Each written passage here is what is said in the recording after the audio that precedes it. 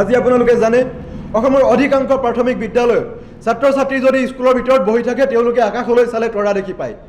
তেওঁলোকে আকাশলৈ চালে আকাশখন দেখা পাব টিংপাত ফুটি ওলোৱা এটা অৱস্থা বৰষুণ দিলে শিক্ষানুষ্ঠানৰ ভিতৰত বহি পাঠদান কৰিব নোৱাৰা এটা অৱস্থা বাহৰ বেৰৰ যদি আমি বিদ্যালয় মানে গণনা কৰিবলৈ যাওঁ অসংখ্য এনেকুৱা বিদ্যালয় ওলাব তাৰ পিছতে অন্য এটা আমাৰ প্ৰধান সমস্যা হৈছে আজি ছাত্ৰ ছাত্ৰীসকলৰ কাৰণে পৃথকে অনাময় ব্যৱস্থা নাই পৃথকে বাথৰুমৰ ব্যৱস্থা নাই ছাত্ৰীসকলৰ বাবে পৃথক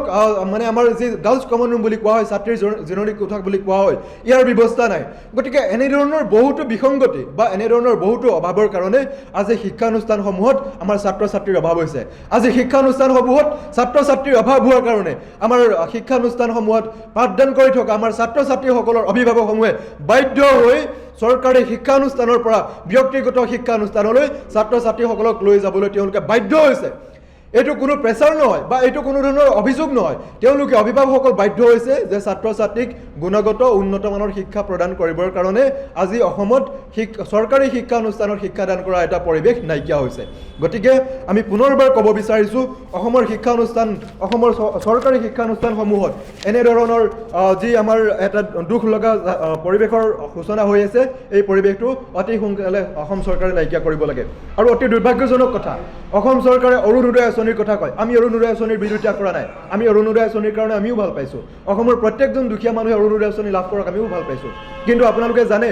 যে আজি এগৰাকী ছাত্ৰ বা এগৰাকী ছাত্ৰীয়ে মাহত যদি তেওঁ 100 টকাকৈ দি বিদ্যালয়লৈ যাব লগা হয় দিনে যদি তেওঁ 100 টকাকৈ খৰচ কৰি বিদ্যালয়লৈ যাব লগা হয় তেওঁ 12 দিনতে হয় 1200 টকা এই যে চৰকাৰখনে 1250 টকা অৰুণোদয় আঁচনি দি আছে এই 1250 টকাই কিন্তু সেই অৰুণোদয় আঁচনি লাভ কৰি থকা মাতৃগৰাকীৰ সন্তানজনে 12 দিনো তেওঁ শিক্ষানুষ্ঠানলৈ যাবলৈ নোজোৰে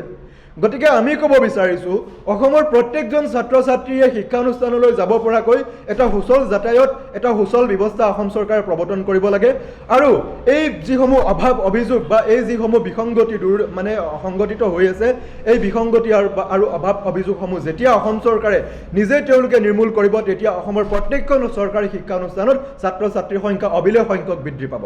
গতিকে আজি আমাৰ বিষয়টো এইটোৱে আছিল আশা কৰোঁ আপোনালোকে আমাৰ কথাখিনি চৰকাৰৰ ওচৰলৈ লৈ যাব আৰু অসমৰ এই শিক্ষানুষ্ঠানসমূহত ঘটি থকা এনে বিসংগতি বা এনেধৰণৰ অভাৱ অভিযোগসমূহ দূৰ হ'ব ধন্যবাদ অসমত বৰ্তমান বন্ধ হৈ যোৱা স্কুলৰ সংখ্যা হৈছে 6049খন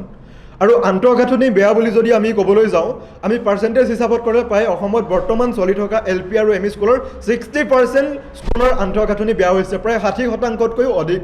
একজেক্ট ফিগাৰটো মই আপোনাক ক'ব নোৱাৰোঁ কিন্তু আপুনি পাৰ্চেণ্টেজ হিচাপত গ'লে 60%তকৈও অধিক চৰকাৰী LP আৰু ME স্কুলৰ বৰ্তমান তাৰিখত আন্তঃগাঁথনি বেয়া বাঁহৰ বেৰ আকাশলৈ চালে তৰা দেখাৰ এটা অৱস্থাৰ সৃষ্টি হৈ আছে